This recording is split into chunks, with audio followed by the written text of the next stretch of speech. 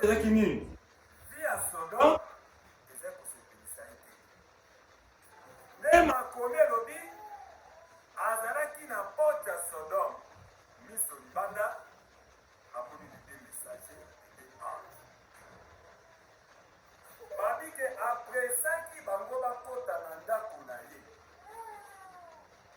C'est que ata balingaki te na asalaki effort po bakota na ndako. C'est que bato wana bamessager po bakota na ndako osala mpe effort. So osala effort te okoti mpa na hotel. Les messagers na lobaki na hotel so cet évangile. Parce que l'évangile na biso toteaka. Ezalaka basé à la loi et au témoignage. Soki Nzambe asimbaki la loi, asimbi témoignage, tondimaki les deux messagers. Moko azotesa la loi, moko azotesa témoignage. Lokola lote yambaki bango, apresse bango. Bamonaki afonaki motema, baoka motema te. Bibelobi akoti na bango tina ndako na ye. Ntango bakoti na ndako asali bango festin. Na festin naondimaki apesaki bango honneur.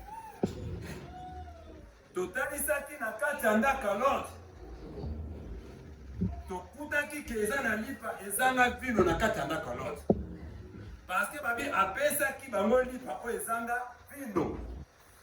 Pesa et vie. Pour toki na equity, il s'en va que vous se lever na lipa et ba pharisiens ko ezala vino.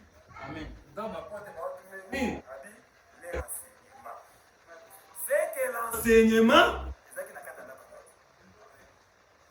Lipa oyo ezanga vino, ezako pesa ki na ndaka l'autre enseignement ezalaki.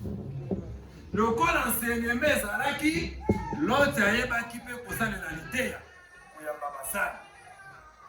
Alors, c'est vraiment Apollo. C'est vraiment festin. Oui, on a marché, on va au bout. On a battu, on a marché, on a contrôlé. Tout à l'heure, traitement. Et nous, on a passé à l'aide, ça va être papa. Les gens marquent sur le traitement.